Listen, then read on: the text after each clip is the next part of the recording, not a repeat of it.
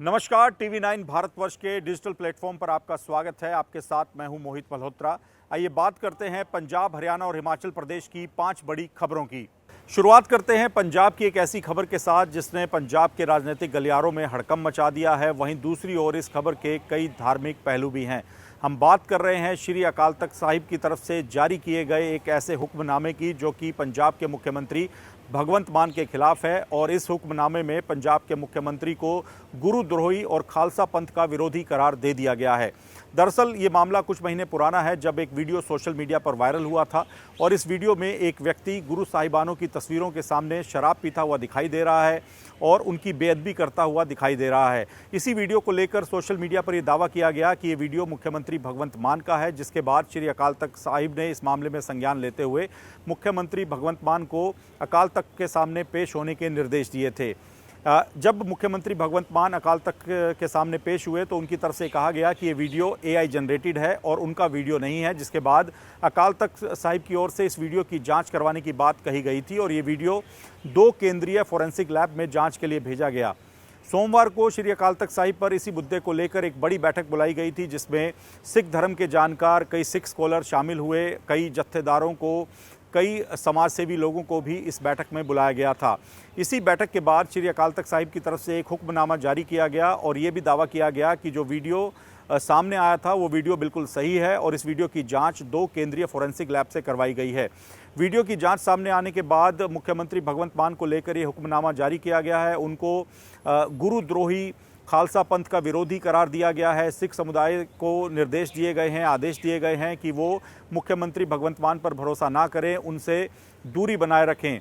तो ये एक तरह से सामाजिक बहिष्कार है जो कि मुख्यमंत्री भगवंत मान का अकाल तख्त साहिब की तरफ से किया गया है। हालांकि इस पूरे मामले को लेकर पंजाब की राजनीति भी गर्मा गई है, जहां एक और बीजेपी, अकाली दल और कांग्रेस सीधे तौर पर मुख्यमंत्री भगवंत मान से इस्तीफ़ा मांग रहे हैं। उनका कहना है कि जब सिखों की सर्वोच्च संस्था ने ही मुख्यमंत्री भगवंत मान को लेकर इस तरह की टिप्पणियां कर दी हैं तो उनको कोई हक नहीं बनता कि वो अपनी कुर्सी पर बने रहें और उन्हें इस्तीफ़ा दे देना चाहिए।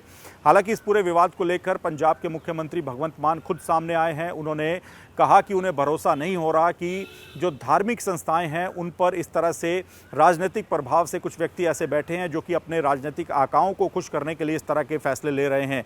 उनका इशारा बादल परिवार की ओर था और उन्होंने सीधे तौर पे ये भी कहा कि जो लोग इस वक्त श्री अकाल तख्त साहिब और शिरोमणि गुरुद्वारा प्रबंधक कमेटी जैसी सिखों की सर्वोच्च संस्थाओं पर बैठे हैं, वो राजनीतिक दबाव के चलते इस तरह की बातें कर रहे हैं। मुख्यमंत्री भगवंत मान ने इस वीडियो को सिरे से खारिज कर दिया है।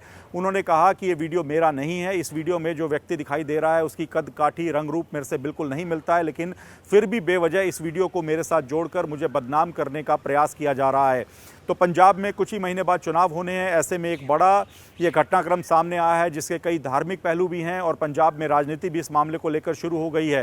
हालांकि मुख्यमंत्री भगवंत मान ने सामने आकर सफाई दी है। उन्होंने ये भी साफ किया है कि कुछ लोग ये प्रोपेगेंडा फैला रहे हैं कि वो श्री अकाल तख्त साहिब के साथ टकराने की कोशिश कर रहे हैं। मुख्यमंत्री भगवंत मान ने कहा कि वो खुद और उनकी आने वाली नस्लें भी अकाल तख्त साहिब के खिलाफ जाने का सोच भी नहीं सकती और ये बेवजह का दुष्प्रचार किया जा रहा है और ये सब कुछ राजनीतिक साजिश है जो कि उनके खिलाफ एक प्रोपेगेंडा के तहत फैलाई जा रही है। पंजाब और हरियाणा में पिछले कुछ महीनों में ऐसे मामले सामने आए हैं जहां पर कुछ जासूस सोलर संचालित CCTV कैमरों का इस्तेमाल करके सेना की मूवमेंट और सैन्य ठिकानों की लाइव फीड पाकिस्तान के हैंडलर्स को भेज रहे थे। अब एक ताज़ा मामला सामने आया है पंजाब के भटिंडा से, जहां पर पंजाब पुलिस की काउंटर इंटेलिजेंस टीम ने 2 लोगों को गिरफ्तार किया है। ये दोनों पंजाब के अजनाला के रहने वाले हैं और भटिंडा में इन्होंने श्री गंगानगर और भटिंडा नेशनल हाईवे पर एक सोलर संचालित CCTV कैमरा इंस्टॉल कर दिया था, जिससे वो सैन्य ठिकानों की मूवमेंट और जो आर्मी कैंट इलाका है उसकी लाइव फीड और पूरी मूवमेंट पाकिस्तान में बैठे अपने हैंडलर्स को भेज रहे थे। ये लाइव फीड पाकिस्तान के हैंडलर्स को भेजी जा रही थी। पंजाब पुलिस को इस मामले को लेकर गुप्त सूचना मिली थी, जिसके बाद एक सर्च ऑपरेशन चलाया गया और भटिंडा में आर्मी कैंट इलाके के पास ये श्री गंगानगर भटिंडा नेशनल हाईवे पर लगा सोलर संचालित CCTV कैमरा बरामद किया गया। जिसके बाद जब पंजाब पुलिस ने अपनी जांच की है तो इस मामले में 2 लोगों को गिरफ्तार किया गया है। अमृतसर के अजनाला का निवासी अशोक पहले गिरफ्तार किया गया। उसने पुलिस को बताया कि आकाशदीप नाम का एक और व्यक्ति है जो कि अजनाला का ही रहने वाला है, उसका संपर्क पाकिस्तान के हैंडलर्स के साथ था और उसे पैसा भी भेजा जा रहा था, जिसके बाद ये दोनों मिलकर सैन्य ठिकानों, सैन्य मूवमेंट की जासूसी कर रहे थे, उसकी लाइव फीड पाकिस्तान में बैठे हैंडलर्स को भेज रहे थे। तो ये एक जासूसी का बड़ा मामला है जिसका फिलहाल पर्दाफाश पंजाब पुलिस ने कर दिया है, लेकिन इससे पहले भी पंजाब और हरियाणा में इसी तरह के कई मामले सामने आए हैं जहां पर नेशनल हाईवे और खासतौर पर जो आर्मी कैंट इलाके हैं, सैन्य ठिकाने हैं, उनके आसपास इसी तरह से सोलर संचालित सीसीटीवी कैमरे लगाए गए और लाइव फीड पाकिस्तान में बैठे हैंडलर्स को भेजी जा रही थी। फिलहाल इस पूरे जासूसी मॉड्यूल का पंजाब पुलिस ने पर्दाफाश कर दिया है। पंजाब पुलिस के मुताबिक अभी इन दोनों से पूछताछ की जा रही है और संभव है कि आने वाले दिनों में इस मामले को लेकर और भी गिरफ्तारियां की जाएं। लिव इन रिलेशनशिप को लेकर पंजाब हरियाणा हाई कोर्ट ने एक सख्त टिप्पणी की है और सामाजिक दायरे का हवाला भी दिया है। दरअसल ये मामला पंजाब के पटियाला की रहने वाली एक लड़की और एक युवक के द्वारा दाखिल की गई याचिका से जुड़ा है। इस याचिका को हाईकोर्ट ने खारिज कर दिया है, लेकिन इस मामले की सुनवाई करते हुए कई टिप्पणियां हाईकोर्ट की ओर से की गई हैं। इस याचिका में लड़की और उसके प्रेमी ने हाईकोर्ट से अपील की थी कि उन्हें पुलिस सिक्योरिटी दी जाए। हाईकोर्ट को बताया गया कि दोनों ही बालिग हैं, पिछले कुछ महीनों से लिव इन रिलेशनशिप में रह रहे हैं, लेकिन अपने परिवारों से जान का खतरा बताते हुए पुलिस सिक्योरिटी देने की मांग हाईकोर्ट से की गई थी। इसी मामले की सुनवाई करते हुए हाईकोर्ट ने कहा कि लिव इन रिलेशनशिप व्यक्तिगत आज़ादी का प्रश्न नहीं है, बल्कि माता पिता की गरिमा भी इससे प्रभावित होती है।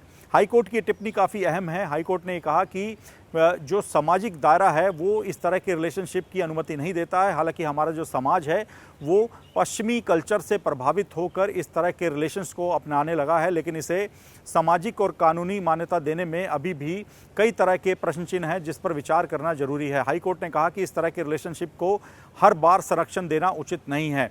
हाईकोर्ट ने यह भी कहा कि भारत अलग अलग धार्मिक संस्कृति और विरासतों का देश है। यहाँ पर अलग अलग सामाजिक संस्कार हैं और यहाँ पर अभी भी विवाह को ही सर्वोच्च सामाजिक दायरे के तौर पर देखा जाता है, सामाजिक बंधन के तौर पर देखा जाता है।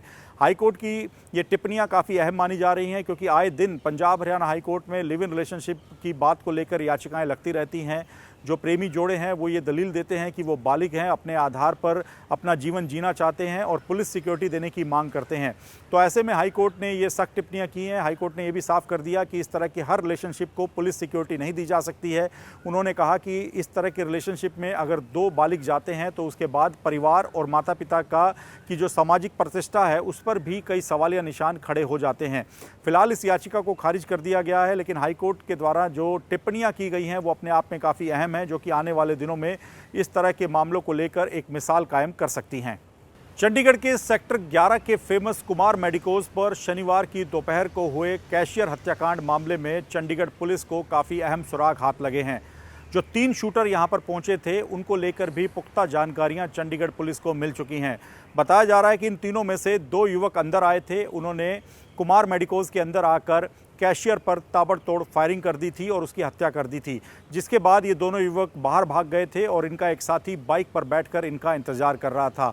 अब इन तीनों ही युवकों को लेकर काफ़ी अहम जानकारियां पुलिस को मिली हैं, जिसके मुताबिक ये पता चला है कि ये तीनों जम्मू कश्मीर के राजौरी इलाके के रहने वाले हैं और मुख्य शूटर जिसने कैशियर पर फायरिंग की थी उसका नाम आर्यन है।